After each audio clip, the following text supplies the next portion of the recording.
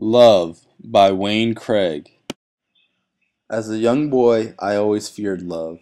After witnessing my parents fight every night and all of the drama that came with it, love did not appeal to me.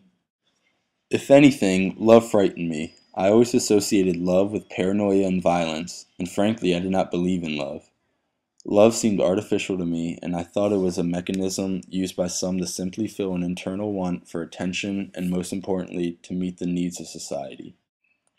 The one thing I assumed as a little boy was that love could only be between a man and a woman.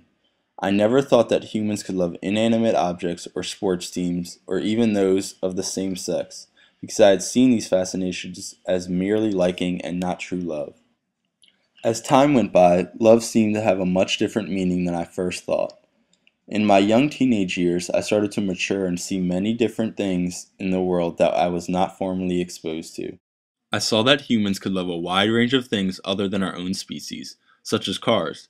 My mom showed me an article written about a man and his love for his cars. At first, I did not believe it, to think that a man could have an intimate relationship and true feelings of love for his cars. But after really thinking about it, love is the most complicated and the most indescribable word on the planet. There will never be one definition or one universal way to find love ever. And with that comes humans' ability to create their own definitions and own ways to find love. In this case, that man, despite popular belief, found something in his cars that made him feel special, which he describes as love.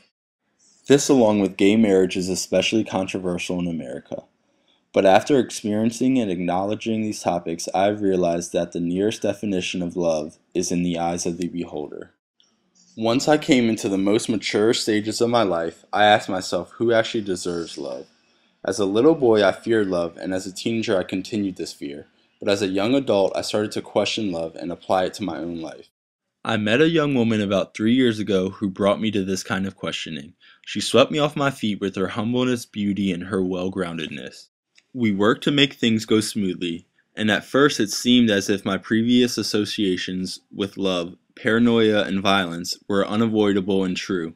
But as time progressed, I became more and more infatuated with her and her initial traits that drew me towards her.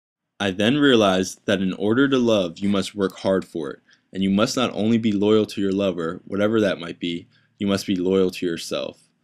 I realized that those who deserve love are those who are not ashamed of their feelings, even when looked down upon by popular belief, and they act in line with their true beliefs, which is why the gay community gets my vote along with those who love inanimate objects.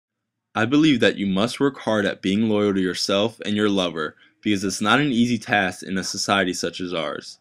Love is a very intricate and controversial topic, so in order to keep it close to home, one must work as hard as those who say love cannot be upon certain groups of people. With this newfound outlook on love, I strongly believe that I have found my love and that very few others will find the same type of love as I. The story of Ivan and the Maiden Tsar is one that encompasses everything I have said about love, especially that hard work and determination must be put forth. It has led me to realize that love and fear cannot coexist. Love is not to be feared. Where one is, the other can't be also. And a special thanks to Sherfon Chang, Danielle Leffler, and Emily Carvajal.